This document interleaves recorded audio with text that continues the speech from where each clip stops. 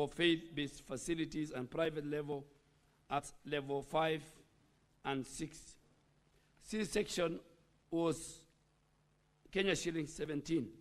But if you look at the fee-for-service model under SHA/SHIF, the facilities reimbursement is based on the actual service rendered at the approved tariff rate and passed by the House. And then there's standardization of the reimbursement. Now, both faith-based, private, and public, women can have delivery, and SHA will reimburse 10,000. For cesarean section, 30,000 because of equity. Whether they go to public hospitals, whether they go to private hospitals, whether they go to faith-based hospital. And then eligibility is different. Under the Linda Mama, eligibility was only targeting pregnant, but adolescents and undocumented mothers were often excluded. But now if you look at the Linda Jamii or the SHA/SHIF under this transition, indigent households are identified via a very proxy mean testing as per the law, as per Section 27 of the Social Health Insurance Act of 2023. So pregnant, adolescents, and newborns are all included through a very targeted intervention using a temporary ID, and the entire household is covered under the SHIF comprehensive.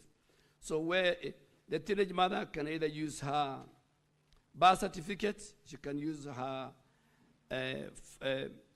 parents' identification, and the system has created a special ID to identify those important section of our mothers who are the teenage mothers.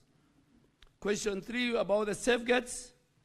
Honorable Speaker and members, several safeguards have been initiated to ensure that the funds are allocated for maternal and child health services, and that vulnerable mothers receive full benefits without undue delays. And what have we done? We have done, number one, we have introduced legal and policy safeguards.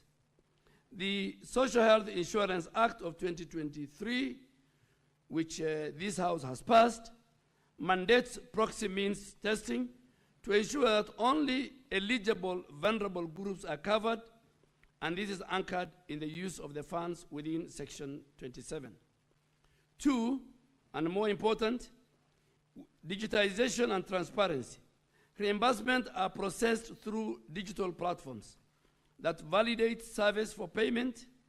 They minimize fraudulent claims. Real-time registration is done through digital health platforms. Our community health promoters help us to instantly enroll to ensure timely access, especially in the most remote part of our country. Then there's equity and beneficiary safeguards. SHA has given priority to the most vulnerable households to ensure that the once registered indigent beneficiaries are entitled to maternal services free at the point of use, without facilities prohibiting from levying additional fees for covered services. And finally, I think the other question was, what has the ministry taken to ensure that access to Linda Mama services in the under-resourced, understaffed health facilities, and how it's addressing those barriers which are faced by our mothers? Honorable Speaker and members, to ensure access to maternal service in under-resourced and hard-to-reach areas, the Ministry of Health, through the Social Health Authority, has implemented the following measures. Number one, digital registration deployment. SHA has deployed real-time digital registration platforms at all of our over 10,000 contracted health facilities countrywide, both public, private, and faith-based.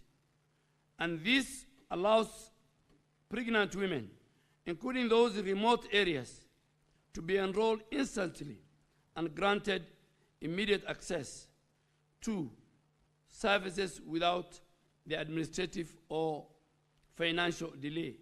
The second one is the community linkage through the community health promoters who have been empowered to identify, to register, and to link pregnant women, particularly the adolescents and the vulnerable households, to the nearest accredited facility.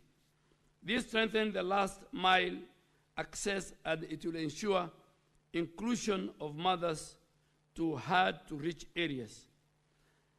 Lastly, Honorable Speaker and members, we are targeting the under-resourced facilities.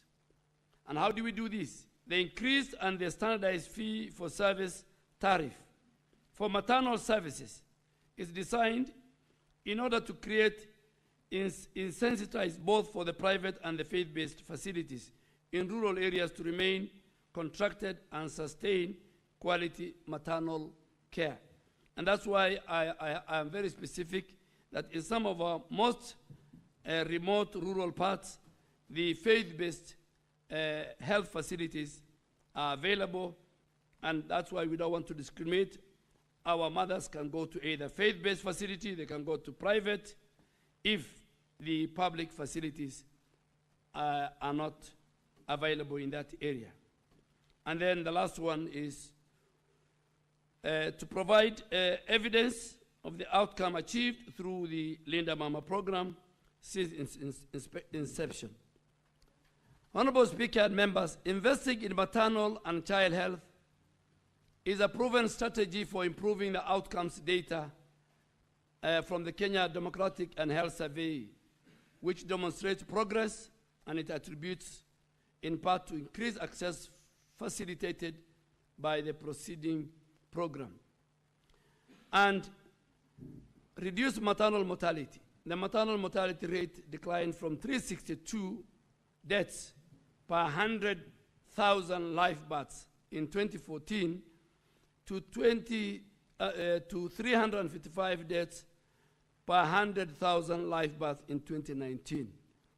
Mr. Speaker, I am very ashamed to say that figure.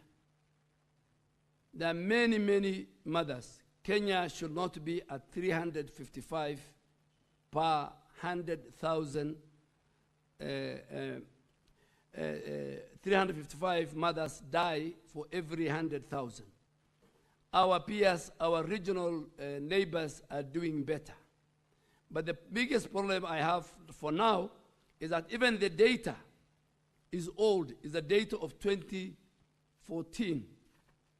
Now, what we have done at the Ministry of Health, we have decided to do our own in-house data. And we must ask this House and the whole country that it should not be business anymore, that we can talk of maternal mortality rate of this figure. Mothers, when they walk to facilities, they are not patients. When they walk to facilities, they walk to facilities to go and give life. It is immoral, it's unconstitutional, and I think it is not acceptable for us to have this kind of high maternal and child death in our country. And I think at the highest level, from the presidency to the ministry, to the houses of parliament, to the leadership, all of us stakeholders together, we must discuss this openly. And what we are also trying to do now, that we have digitized our healthcare system. In another 3 months, we will make it mandatory that every health facility in our country, be it private, public, faith-based, they must report maternal deaths.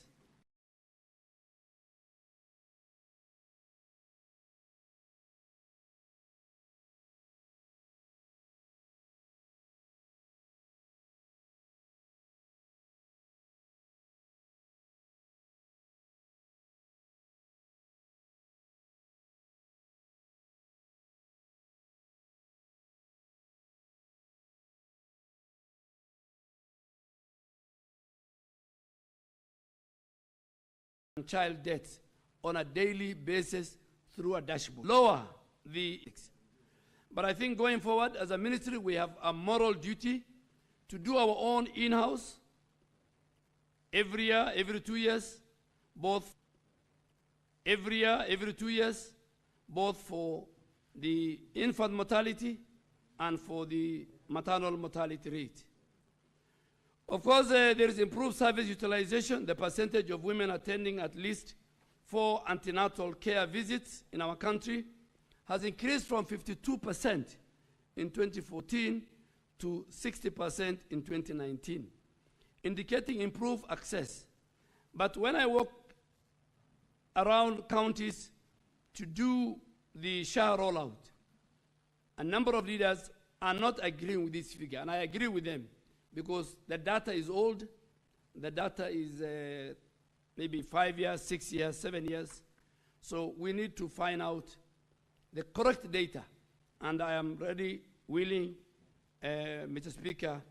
I have set up a committee led by the Director of Medical Services, Dr. Amoth, to make sure that we get the right data. How many of our mothers die?